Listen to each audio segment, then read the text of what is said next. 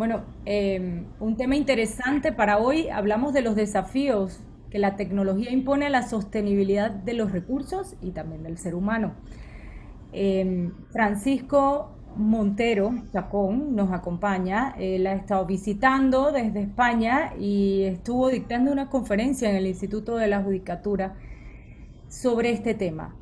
Eh, Has hablado de ciberseguridad, has hablado de blockchain, de digitalización de los procesos, la nube, muchos otros conceptos que probablemente todos los hemos escuchado, pero que suenan a veces de otra galaxia, ¿no? O no entendemos muy bien de qué se trata, pero que han llegado para quedarse entre nosotros. Te doy los buenos días y que nos cuentes un poquito sobre esta introducción y sobre este fenómeno que está en crecimiento y yo creo que el desarrollo tecnológico es imparable. Buenos días. Bueno, buenos días, Raquel. Muchas gracias por la invitación a este espacio para hablar sobre este tema que en realidad nos atañe a todos. Y efectivamente, como bien dices, y como comentaba en la presentación, más que transformación digital, es un tsunami digital, no es algo que nos va a llegar a todos en mayor o menor medida y cómo salgamos de ese tsunami va a depender mucho de nuestras competencias, de nuestras habilidades profesionales y también personales. Y por eso hablamos sobre tres tecnologías que están llamadas a jugar un papel muy importante en los próximos años y en los que deberíamos tener puesto al menos un ojo para poder formarnos en esas áreas. Hablamos de... Sí. Conformación, básicamente, es lo que rescato y yo creo que es el camino para enfrentar tanto cambio a una velocidad que probablemente el ser humano está probado que no puede ir a la misma velocidad. Correcto, ahí hablábamos de la dualidad, ¿no? Es decir, tenemos nativos digitales viviendo con nosotros, ¿no? Seres humanos que han nacido con un celular, una tablet, un computador en las manos y seres humanos que no han usado nada de eso en su vida y seres humanos que nacieron sin tener acceso a esa tecnología, pero que con más éxito o menos éxito han conseguido adaptarse a lo que se exige hoy en día con relación a las competencias informáticas. Entonces, eh, claro, ese segmento de la población que está hiperado, ¿no? Con esas competencias digitales, seguramente se adapte bien al cambio, pero tenemos que integrarnos a todos, ¿no? Entonces, de ahí una de las citas, ¿no? de la presentación, que era adaptarse o morir. Hay un concepto que da muchas vueltas por allí, inclusive en algún momento lo comenté con una profesora aquí en Panamá que hizo una tesis doctoral en eso, analfabetismo digital. ¿Qué hacemos con esas generaciones que no logran adaptarse? ¿Darán el cambio o van a tener que seguir haciendo otros trabajos que no están relacionados a la tecnología, aunque suene extraño?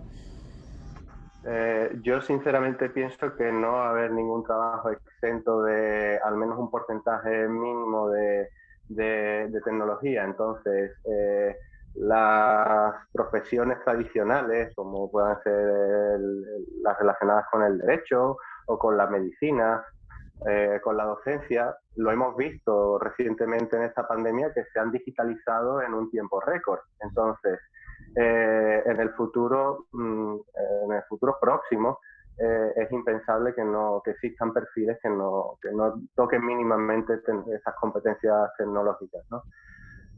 Hablabas en la presentación también de que a veces no somos conscientes de lo protegidos o poco protegidos que estamos. Eso es el tema de ciberseguridad. ¿Nos lo tomamos realmente en serio? A nivel personal y a nivel de empresas y de instituciones. Sí, yo creo que solo nos lo tomamos en serio cuando tenemos algún conocido que ha sufrido un ciberataque, ¿no? Y entonces estamos ya un poco más familiarizados con lo que con los ciberataques por las noticias que tenemos, por los ataques que han sufrido algunos bufetes de abogados o empresas, ¿no? En todo el mundo Y bueno, eso es muy importante, pero para proteger las empresas generalmente hay equipos de tecnologías de información que están muy especializados y controlan muy bien, bueno, con los medios que tienen, son capaces de controlar el nivel de protección de sus instituciones. Ahora bien, el cambio empieza por uno mismo y debemos ser conscientes y tener cierta sensibilidad a la exposición de nuestra información, lo expuestos que estamos y el poco caso que hacemos a veces a las recomendaciones mínimas de, oye, cambiar la contraseña o usar un gestor de contraseñas, tener cuidado con los accesos a las redes públicas, actualizar el software y descargar software de portales autorizados y ese tipo de cuestiones. Sorprendentemente, en la presentación hicimos una prueba, una pequeña encuesta con los asistentes y el público, al menos el público que asistió a la conferencia, estaba sensibilizado, ¿no? Se dio un porcentaje aceptable de nivel de seguridad. Entonces, el cambio efectivamente empieza por uno mismo y de ahí a las organizaciones. Llevémoslo a un tema tan sencillo y tan simple como las redes sociales que le suenan familiares a todo el mundo. ¿Cómo me protejo yo utilizando un Instagram, un Facebook, un Twitter? Tengo que cambiar la contraseña cada cuánto tiempo. ¿Qué recomendaciones son las que debemos seguir? Bueno, pues con las redes sociales hay que estar muy en alerta y sobre todo, bueno, no solo por los controles de acceso, como me preguntabas, ¿no? Hay que cambiar la contraseña con frecuencia. El mismo sistema a veces te recomienda que lo hagas, ¿no? En cada cierto tiempo. En las instituciones, por ejemplo, está entre 1 y 3 meses. Eh, También depende del tipo de información que tú contengas ahí, ¿no? Por otro lado, con un gestor de contraseñas todo esto se hace de una manera más sencilla y no, es decir, no resulta tan tedioso, ¿no? Y más que, fíjate, a mí me preocupa en las redes sociales, más que en los permisos de acceso, que sí, que hay que cuidarlos y controlarlos, porque te pueden hacer una suplantación de identidad, también la información que uno releve en las propias redes sociales, ¿no? Es decir, estamos retransmitiendo nuestra vida en directo y decimos a dónde nos vamos de vacaciones, cuánto tiempo vamos a estar fuera de casa, o incluso revelamos contraseñas que aparecen escritas en un papel en el escritorio porque hemos hecho la foto y accidentalmente ha aparecido ahí una información. Estos son casos reales que nos hemos encontrado.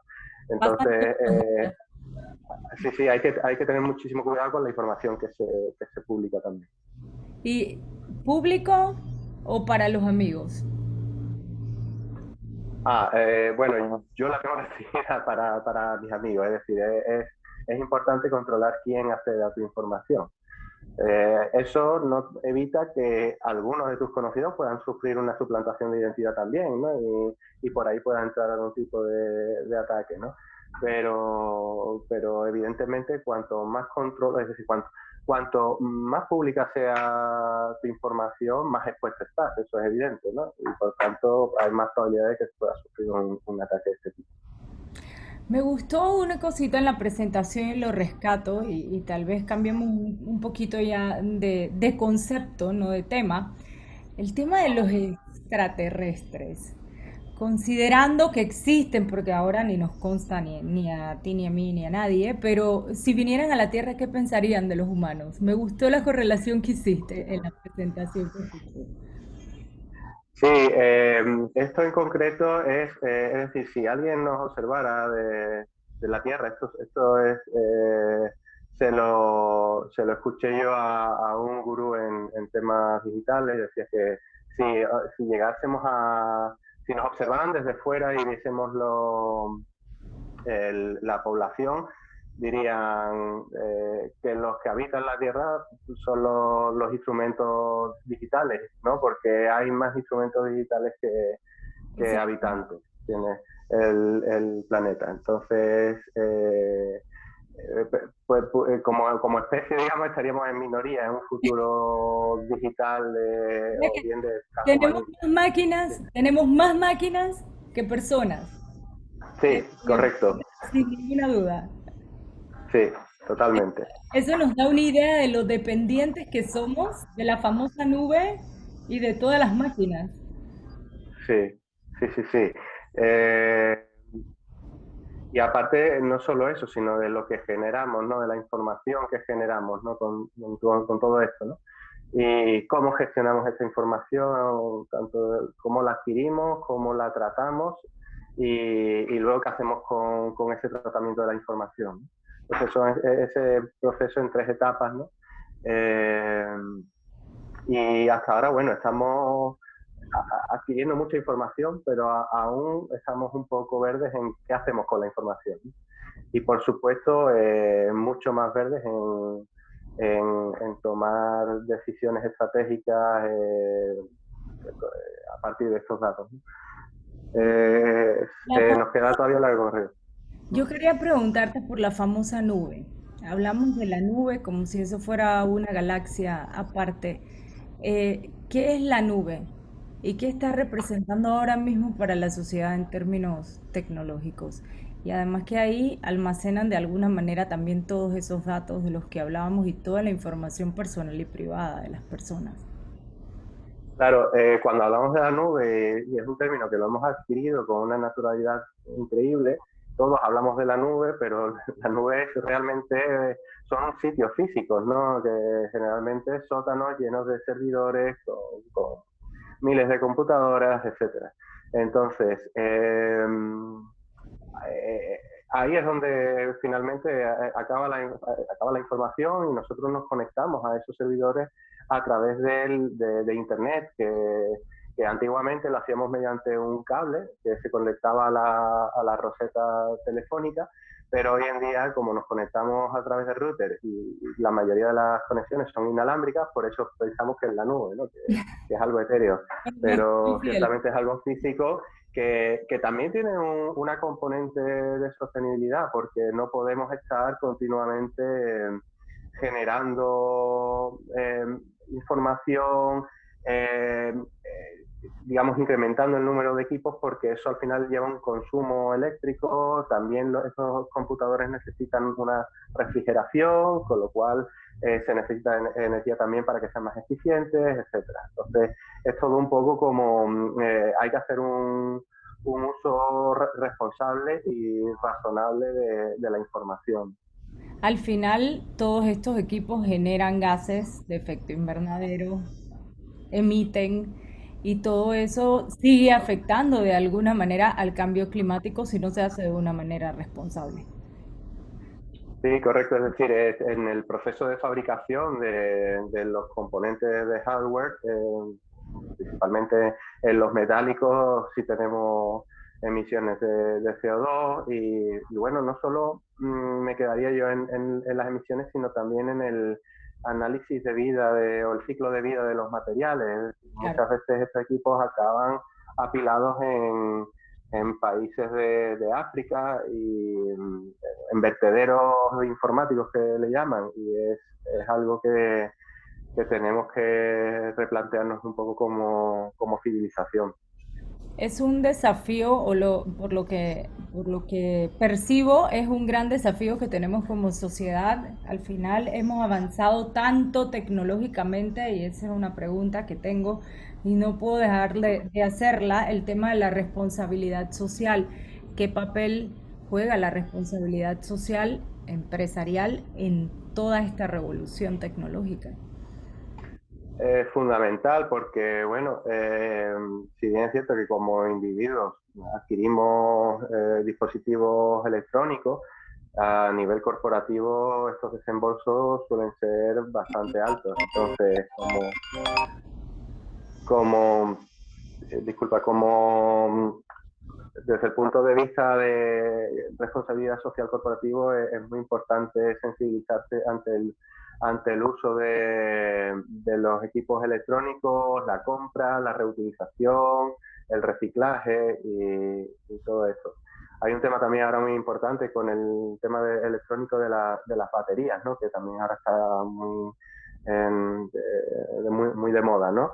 Sobre todo con el vehículo eléctrico, bueno, con los celulares, los equipos portátiles, y estamos cada vez demandando más y más capacidad de almacenamiento y también demandando cada vez más tipos de batería en mayor cantidad, etcétera. Bueno, esto también tiene unas implicaciones desde el punto de vista de reciclaje, cuando dejan de ser útiles, ¿no?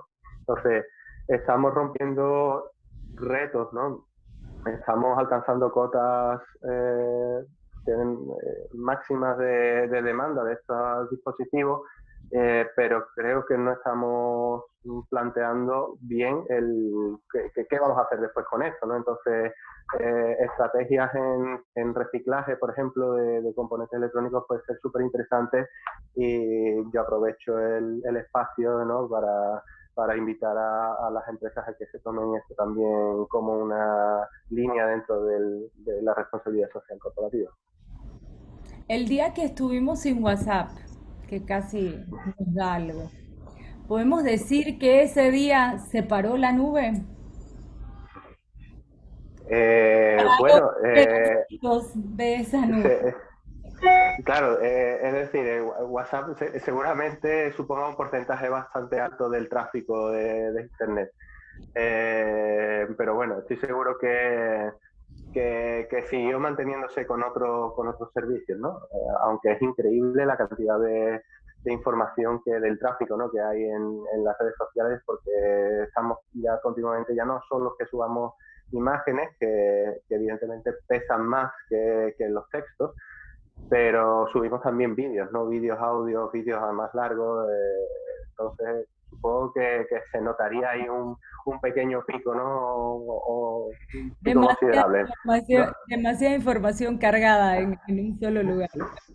Y realmente creo que mucha de ella prescindible, es decir, pero no tengo los datos, y ahora que me lo has comentado me gustaría echarle un vistazo a esa gráfica del tráfico mundial de datos, a ver qué sorpresa nos quedamos. Sería interesante porque la verdad es que sí, esa sí es una red social que la mayoría de la información que llega a ella, bueno, se reenvía, pero muere allí. No tenemos más nada que hacer con esos datos, porque además es una red social que no genera ningún tipo de información de credibilidad. Son mensajes que se mandan de unos a otros y muchas veces son temas hasta de prensa rosa, ¿no? Sí, Y chismecillos. pero ahí digamos, genera, datos se generan, digamos que no repercuten a lo mejor en nosotros, pero sí repercuten en las empresas de las redes sociales, que son los que utilizan esos datos luego con fines comerciales, ¿no? Entonces, eso sí que hay que también, dentro de la pregunta que me hacía sobre las redes sociales, añadiría eso, ¿no? Reflexionar un poco de, oye, a ver, nos están digitalizando o nos están escaneando nuestro comportamiento como seres sociales, ¿no? Es decir, toda nuestra actividad social, ya sea en relaciones con los amigos, con los comercios, con la educación, todo está monitorizado, y bueno, Sí, esa es la puede disposición de pasar, las empresas.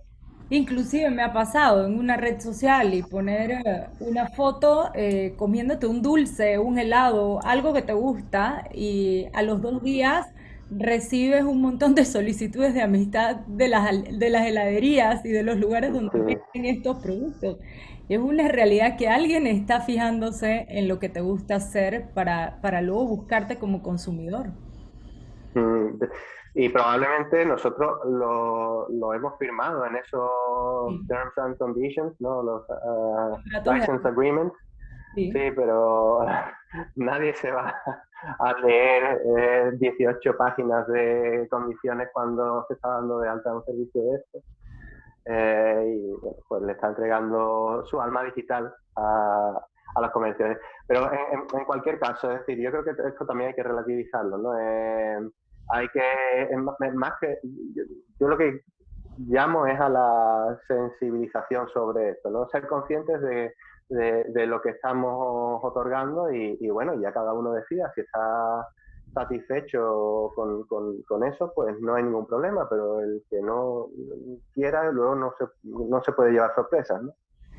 Esto nos lleva ya a un último tema con el que me quedé de todo lo que comentaste ese día en la presentación que te trajo a Panamá, el iceberg.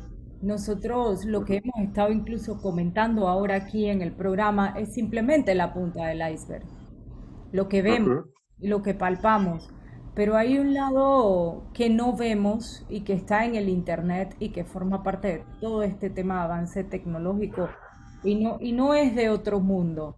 Entonces, ¿cómo tomar todo esto? Porque también toda esa liberación de datos que hacemos, y esto ya lo traigo a colación como un tema de responsabilidad social del programa, porque es un espacio como tal, ¿cómo hacemos para entender que todo lo que ponemos en la red alguien lo utiliza y hay veces que en esa parte oscura lo utilizan para mal?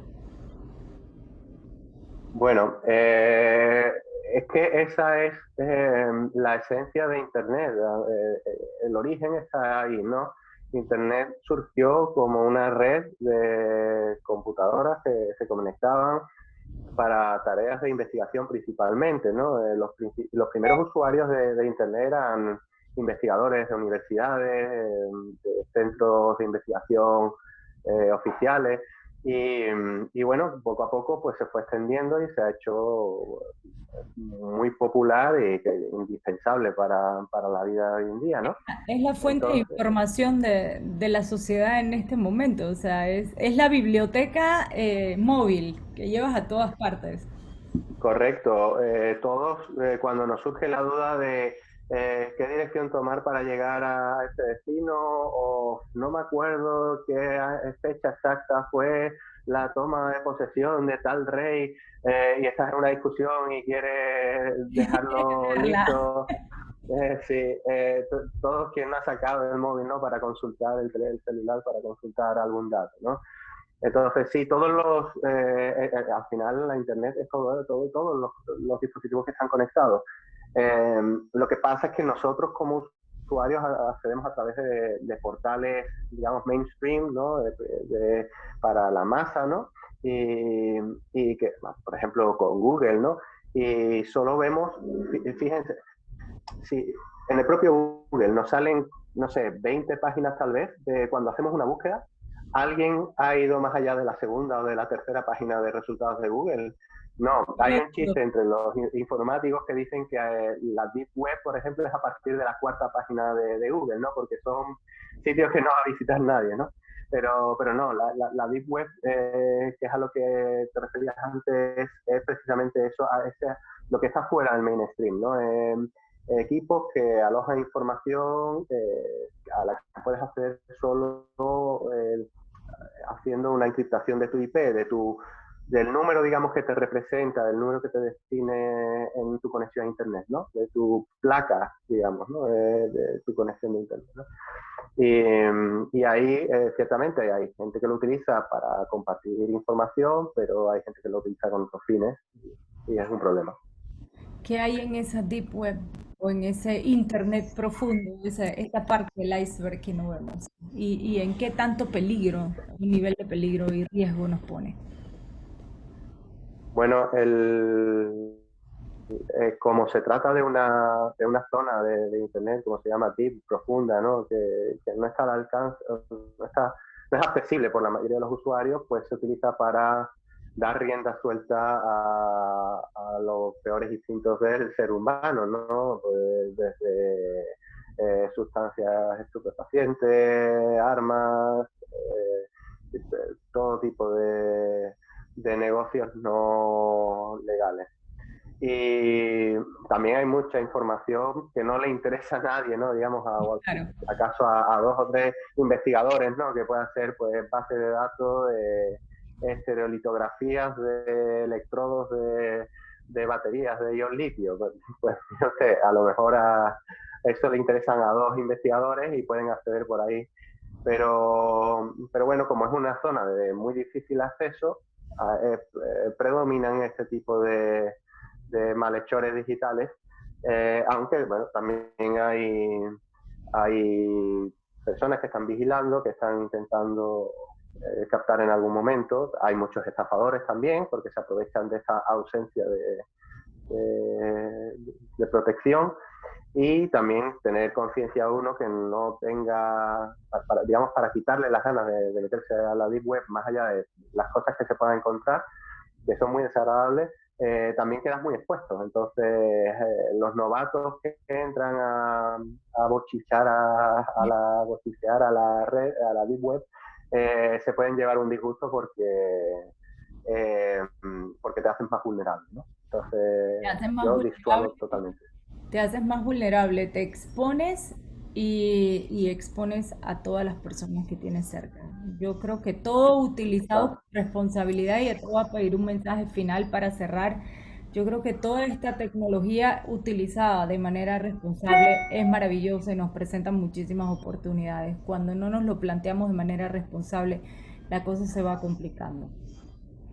Sí, totalmente, totalmente de acuerdo. Te agradezco mucho que hayas estado con nosotros. Te dejo para un mensaje final. ¿Dónde están las oportunidades y hacia dónde tenemos que mirar con todo? Bueno, las oportunidades, yo creo que están en la tecnología de los datos, ¿no? En la inteligencia artificial y en sus distintas ramas, ¿no? Que nos van a hacer más fácil la vida, los procedimientos van a ser más eficientes, vamos a poder extraer más información, vamos a poder conocer mejor los procesos, vamos a poder tomar mejores decisiones, vamos a poder acceder más rápidamente a la información. Para todo esto sirve la inteligencia artificial, también para, como no, para alimentar esos robots o dispositivos automáticos que no, tanto a nivel profesional, ya sea pues en fábricas o en puertos, en aeropuertos, como a nivel privado, ¿no? Quien no tiene una aspiradora, un robot aspiradora rumba de estas que van recorriendo toda la casa Son y ya con geniales. inteligencia artificial son geniales, ¿eh? Y además conforme más pasadas haga por tu casa va a conocer mejor el entorno y va a saber dónde tiene que pasar más tiempo y menos tiempo. Entonces, datos seguros, ciberseguridad, hay que ponerse las pilas y ya ha saltado a la primera línea, pero ojo con el blockchain porque va a cambiar también muchas de las cosas que hacemos hoy en día, que son muy tediosas y que probablemente en el corto o medio plazo sean más fáciles. Y que es de lo que se trata también en la tecnología, ¿no? Hacer la vida más fácil a las personas. Muchísimas gracias por haber estado con nosotros, por visitarnos en Panamá. Y bueno, será para la próxima porque quedan temas pendientes. Por ejemplo, lo mencionaste ya al final, el blockchain, pero eso sí hay que llevarlo como pasito a pasito y digerirlo un poquito más porque Sí, creo que no lo ya entendemos y no nos queda tan claro a ninguno. hablábamos del tsunami, es decir, esto se viene encima, entonces bueno, vamos a ver, vamos a intentar capear esto y ya reforzaremos otras áreas, por Va supuesto. a una velocidad muy superior a la que podemos caminar nosotros. Pero bueno, hay que adaptarse y hay que ser resilientes. Totalmente. Ujú. Muchísimas gracias, Francisco Montero Chacón. Él trabaja para la Universidad de Loyola en Andalucía. Es ingeniero y nos acompañó aquí en este espacio de responsabilidad social hoy. Gracias. Muchísimas gracias a vosotros.